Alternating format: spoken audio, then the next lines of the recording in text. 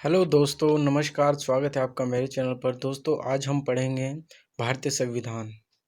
और भारतीय संविधान में हम भारतीय संविधान का विकास किस प्रकार से हुआ है उसको जानेंगे। तो दोस्तों, अधिक समय न लेते हुए हम शुरू करते हैं। हमारा पहला प्रश्न है, किस एक्ट के तहत ईस्ट इंडिया कंपनी के शासन पर संसदीय नियंत्रण स्थापित किया गया? आंसर है रेगुलेटिंग एक्ट 1773। अगला है, किस एक्ट के अंतर्गत व्यापारिक मामलों के लिए बोर्ड ऑफ डायरेक्टर तथा राजनीतिक मामलों के लिए बोर्ड ऑफ कंट्रोलर का गठन किया तथा दोहरा प्रशासन शुरू किया गया? आंसर है पिट्स इंडिया एक्ट 1784 के तहत। अगला है, किस अधिनियम द्वारा बंगाल के गवर्नर जनरल को भारत का गवर्नर जनरल कहा जाने लगा? आंसर है दोस्तों चार्टर एक्ट 1833। इस एक्ट के तहत बंगाल का जो गवर्नर जनरल था उसे भारत का गवर्नर जनरल बना दिया गया था। अगला है दोस्तों, किस अधिनियम द्वारा केंद्र में द्विसदनात्मक विधायिका की स्थापना की गई? आंसर है भारत सरकार अधिनियम 1919। दोस्तों, 1919 अधिनियम के तहत द्विसदन यानी कि 2 सदनों वाली विधायिका की स्थापना की गई। अगला है दोस्तों, किस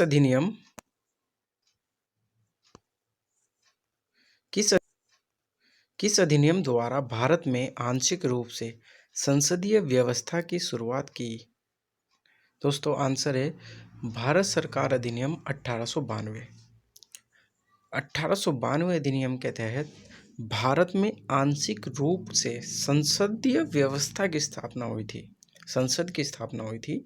तो अगला क्वेश्चन है दोस्तों, किस अधिनियम द्वारा भारत सचिव, गौर फरमाइएगा, भारत सचिव तथा गवर्नर जनरल की कार्यकारिणी में भारतीयों की नियुक्ति का प्रावधान किया गया? दोस्तों, आंसर है भारत सरकार अधिनियम 1909।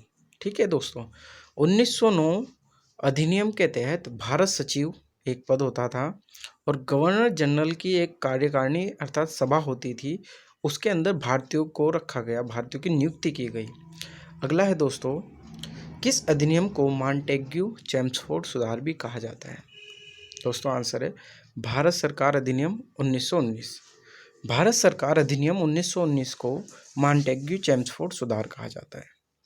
अगला क्वेश्चन है दोस्तों, किस एक्ट के तहत कोलकाता में एक सुप्रीम कोर्ट की स्थापना की गई? आंसर है रेगुलेटिंग एक्ट 1773। दोस्तों, रेगुलेटिंग एक्ट 1773 के अकॉर्डिंग कलकत्ता में सुप्रीम कोर्ट की स्थापना हुई थी। अगला क्वेश्चन है, रेगुलेटिंग एक्ट 1773 जो कि 1774 में लागू हुआ था, इसके तहत स्थापित सुप्रीम कोर्ट के प्रथम मुख्य न्यायाधीश कौन थे? दोस्तों, जो अभी हमने पिछला क्वेश्चन पढ़ा, ये पूछ रहा है कि कोलकाता में एक सुप्रीम कोर्ट था, उसका मुख्य न्यायाधीश अर्थात प्रथम मुख्य न्यायाधीश कौन था? दोस्तों, ये था Sir Elijah Impey. Sir Elijah Impey Regulating Act के तहत जो सुप्रीम कोर्ट की स्थापना की गई थी उसका प्रथम मुख्य न्यायाधीश था।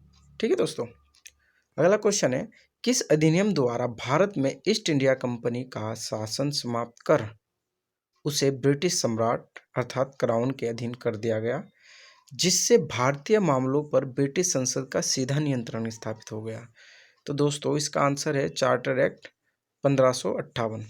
दोस्तों 1858 दोस्तों 1858 चार्टर एक्ट 1858 जो था, उसके तहत ईस्ट इंडिया कंपनी ने अपना शासन भारत से समाप्त कर दिया, यानी कि कंपनी का शासन खत्म हो गया और जो ब्रिटिश राजा या रानी थी, क्राउन का शासन सीधा भारत पर स्थापित या थोप दिया गया। भारत का जो शासन था वो सीधा ब्रिटेन से शुरू होने लगा।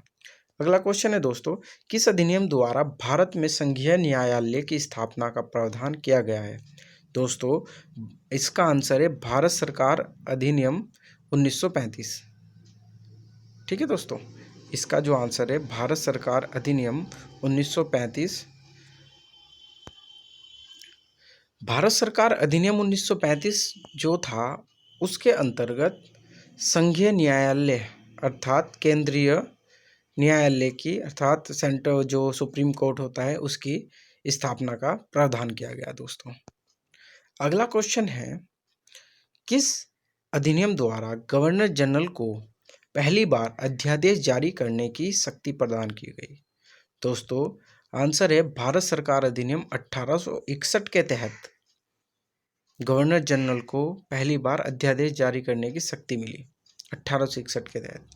अगला क्वेश्चन है, भारतीय स्वतंत्रता अधिनियम ब्रिटिश संसद में किस तिथि को प्रस्तावित किया गया तथा किस तिथि को स्वीकृत किया गया? ये पूछ रहा है भारतीय स्वतंत्रता अधिनियम। दोस्तों भारतीय स्वतंत्रता अधिनियम 4 जुलाई 1947 को प्रस्तावित हुआ और 18 जुलाई 1947 ईस्वी को स्वीकृत हुआ।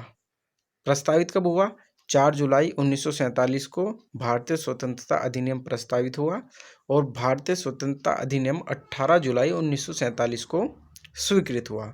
अगला क्वेश्चन है दोस्तों, भारतीय स्वतंत्रता अधिनियम 1947 ईस्वी में कुल कितनी धाराएं थी? दोस्तों 20 धाराएं थी जो भारतीय स्वतंत्रता अधिनियम बना उसके अंतर्गत। अगला क्वेश्चन है दोस्तों, स्वतंत्रता प्राप्ति बाद संविधान के निर्माण तक भारत का शासन किस अधिनियम द्वारा चला? दोस्तों इसका आंसर है भारत सरकार अधिनियम 1935, यानी कि जब तक संविधान का निर्माण नहीं हुआ तब तक जो भारत का शासन चला, जो भारत में शासन हुआ, वो भारत सरकार अधिनियम 1935 के तहत चला। अगला क्वेश्चन है, किस अधिनियम द्वारा बंगाल, उत्तर पश्चिमी सीमा प्रांत तथा पंजाब में विधान परिषद स्थापित करने की शक्ति प्रदान की गई? दोस्तों इसका आंसर है भारत सरकार अधिनियम 1861। दोस्तों भारत सरकार अधिनियम 1861 के तहत बंगाल में, उत्तर पश्चिमी सीमा प्रांत में तथा पंजाब में विधान परिषद की स्थापना की गई। ठीक है दोस्तों, अगला क्वेश्चन है, किस अधिनियम द्वारा भारत में मंत्री पद अर्थात भारत सचिव, जो हमने पिछले क्वेश्चन में पढ़ा था भारत सचिव, तथा 15 सदस्य वाली भारत परिषद का गठन किया गया? किस अधिनियम? चार्टर एक्ट 1858 के तहत। ठीक है दोस्तों, 1858 के तहत मंत्री पद, भारत में जो मंत्री पद था वो एक था जिसको भारत सचिव के नाम से जाना जाता था और 15 सदस्यों वाली एक भारत परिषद का गठन किया गया था चार्टर एक्ट 1858 के तहत। ठीक है, अगला क्वेश्चन है दोस्तों, किस अधिनियम द्वारा भारत परिषद का अंत किया गया? यानी कि जो भारत परिषद 1858 के तहत बनी थी उसका अंत हुआ भारत सरकार अधिनियम 1935 के तहत। भारत सरकार अधिनियम 1935 के तहत दोस्तों इसका अंत हुआ। दोस्तों अगला क्वेश्चन है, किस अधिनियम द्वारा भारत मंत्री का पद समाप्त कर दिया गया? दोस्तों मैंने अभी आपको बताया भारत मंत्री का पद समाप्त हो गया, यानी कि भारत सचिव का जो पद था वो भारत में मंत्री पद था और वो समाप्त हो गया। दोस्तों इसका आंसर है भारत स्वतंत्रता अधिनियम 1947 के तहत। अगला क्वेश्चन है दोस्तों, किस एक्ट के तहत कानूनों का वर्गीकरण करने के लिए विधि आयोग की नियुक्ति की व्यवस्था की गई? आंसर है चार्टर एक्ट 1833। दोस्तों चार्टर एक्ट 1833 के तहत कानूनों का वर्गीकरण करने की जो विधि आयोग की नियुक्ति की व्यवस्था की गई थी। अगला क्वेश्चन है दोस्तों, किस अधिनियम को मिंटो मार्ले सुधार भी कहते हैं? आंसर है दोस्तों 1909। अगला क्वेश्चन है दोस्तों, किस अधिनियम द्वारा पहली बार मुस्लिम समुदाय के लिए पृथक प्रतिनिधित्व का उपबंध किया गया? आंसर है दोस्तों भारत सरकार अधिनियम 1909। दोस्तों भारत सरकार अधिनियम 1909 के तहत ही मुस्लिम समुदाय के लिए पृथक निर्वाचन प्रणाली का प्रबंध किया गया, अर्थात सांप्रदायिक जो आधार पर ये प्रथम मतलब चुनाव में वोट डालने वाली स्थिति थी कि मुस्लिम लोगों का, मुस्लिम समुदाय के लोगों का निर्वाचन अलग हो जाए। ठीक है दोस्तों, इसको बोलते हैं सांप्रदायिक निर्वाचन प्रणाली। दोस्तों अगला है, किस अधिनियम द्वारा सांप्रदायिक निर्वाचन पद्धति का विस्तार करते हुए अर्थात उसमें आंग्ल भारतीयों, भारतीय ईसाइयों, यूरोपियनों तथा हरिजनों को भी शामिल किया गया। दोस्तों ये था भारत सरकार अधिनियम 1935। दोस्तों भारत सरकार अधिनियम 1935 के तहत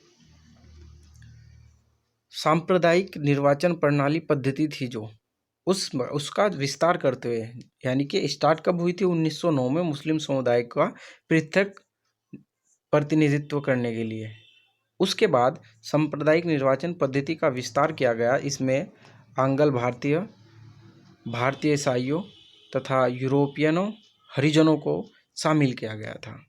इनका जो वोट डालने का अधिकार था वो अलग हो गया था और इनका एक आरक्षण के रूप में कह सकते हैं कि इतनी सीट इनके नाम हो गई, इतनी सीट इनकी रिजर्व हो गई। भारतीय ईसाइयों की, भारतीय यूरोपियनों की सीट अलग रिजर्व हो गई, आंग्ल भारतीयों की रिजर्व सीट आप देखते ही हैं।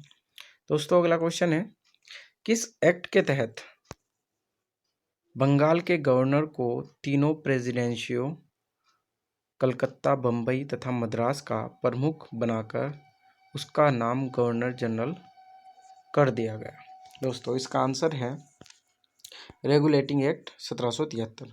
दोस्तों रेगुलेटिंग एक्ट 1773 में बंगाल का जो गवर्नर था उसको कलकत्ता, बम्बई और मद्रास तीनों प्रेसिडेंसियों का प्रमुख बनाया, मालिक बनाया, और उस मालिक को गवर्नर जनरल के नाम से पुकारा जाने लगा। कौन से एक्ट के तहत? रेगुलेटिंग एक्ट 1773 के तहत। दोस्तों अगला क्वेश्चन है, किस अधिनियम द्वारा ईस्ट इंडिया कंपनी के महत्वपूर्ण पदों पर भर्ती के लिए नामजदगी का सिद्धांत समाप्त कर प्रतियोगिता परीक्षा आयोजित करने की व्यवस्था की गई? दोस्तों इसका आंसर है चार्टर एक्ट 1853। दोस्तों 1853 का जो ये अधिनियम था, जो एक्ट था, इसके तहत नामजदगी का सिद्धांत समाप्त किया। जो भर्ती होती थी, भर्ती में जिसका मतलब सिफारिशें चलती थी, जो जिसके पिताजी नौकरी करते थे ईस्ट इंडिया कंपनी में, उनके बच्चे नौकरी करते थे, फिर उनके बच्चे नौकरी, ये स्थिति नामजदगी का सिद्धांत था।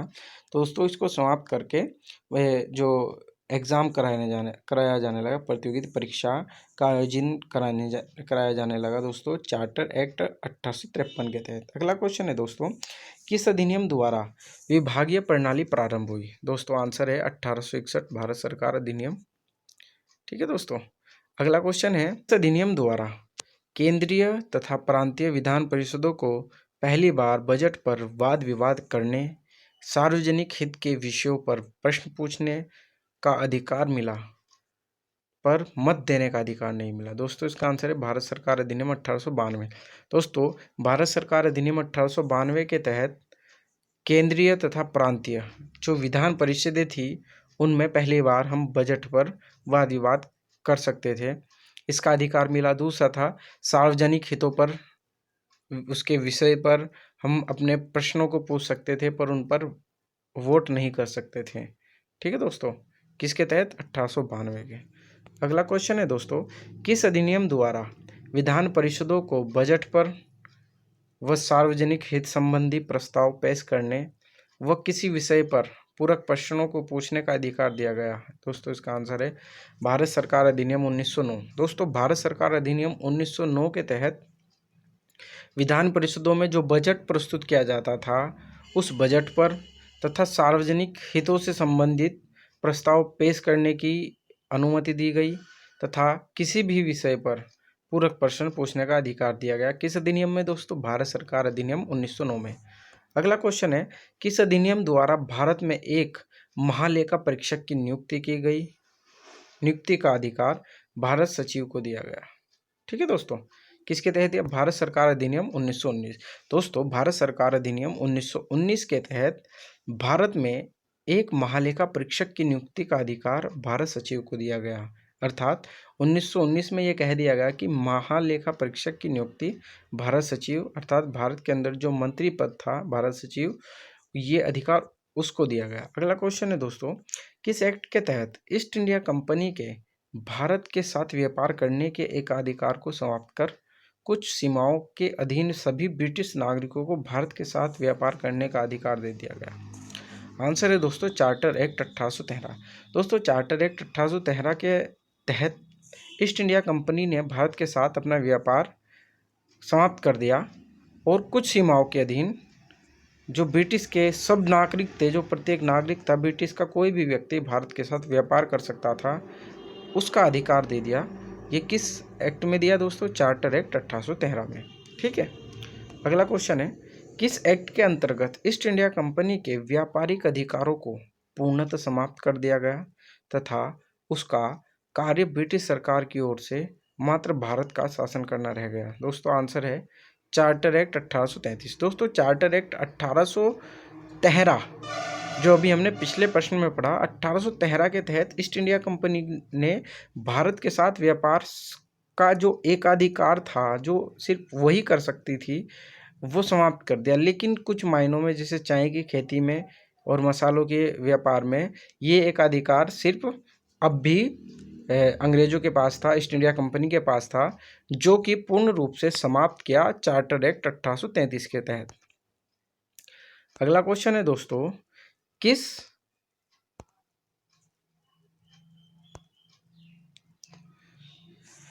किस अधिनियम द्वारा भारत में एक लोक सेवा आयोग का गठन का प्रावधान किया गया? दोस्तों अधिनियम था भारत सरकार अधिनियम 1919 के तहत। दोस्तों अगला क्वेश्चन है, किस अधिनियम द्वारा प्रांतों में द्वैध शासन प्रणाली का प्रवर्तन किया गया? बहुत महत्वपूर्ण प्रश्न है दोस्तों। भारत सरकार अधिनियम 1919 के तहत, भारत सरकार अधिनियम 1919 के तहत द्वैध शासन प्रणाली का प्रवर्तन किया गया, यानी कि शुरुआत की गई। प्रांतों में द्वैध शासन प्रणाली लागू की गई। किसके अधिनियम के तहत दोस्तों? 1919। हर बार क्वेश्चन को पूछा जाता है दोस्तों। अगला क्वेश्चन है, किस अधिनियम द्वारा प्रांतों में द्वैध शासन प्रणाली को समाप्त कर स्वायत्त शासन तथा केंद्र में द्वैध शासन प्रणाली की स्थापना की गई? दोस्तों भारत सरकार अधिनियम 1919 के तहत प्रांतों में द्वैध शासन प्रणाली लागू हुई थी। 1919 के तहत प्रांतों में द्वैध शासन प्रणाली लागू हुई थी और केंद्र में द्वैध शासन प्रणाली की जो स्थापना हुई दोस्तों, वो हुई 1935, भारत सरकार अधिनियम 1935 के तहत। ठीक है दोस्तों, और इसे प्रांतों में द्वैध शासन प्रणाली को, यानी कि 1919 अधिनियम से जो प्रांतों में द्वैध शासन प्रणाली शुरुआत की थी, उसको 1935 के तहत खत्म करने के बाद स्वायत्ता अर्थात स्वयं शासन तथा केंद्र में द्वैध शासन प्रणाली की स्थापना की गई, यानी कि प्रांतों से द्वैध शासन हटाकर केंद्र में द्वैध शासन लगा दिया गया 1935 अधिनियम के तहत। अगला क्वेश्चन है और बहुत महत्वपूर्ण क्वेश्चन है दोस्तों, भारत सरकार अधिनियम 1935 में क्रमशः कुल कितनी धाराएं तथा परिशिष्ट थे? दोस्तों 1935 में कुल 321 धाराएं थी और परिशिष्टों की संख्या 10 थी। दोस्तों अगर आपको हमारी ये वीडियो अच्छी लगी हो तो प्लीज़ लाइक, शेयर और कमेंट और सब्सक्राइब जरूर कीजिएगा। दोस्तों इस वीडियो के माध्यम से हम आपको ये बताना चाहते थे कि हम प्रश्न उत्तर के माध्यम से बहुत महत्वपूर्ण सामान्य अध्ययन के बहुत महत्वपूर्ण प्रश्नों का अध्ययन करेंगे दोस्तों। वीडियो देखने के लिए शुक्रिया, धन्यवाद, नमस्कार।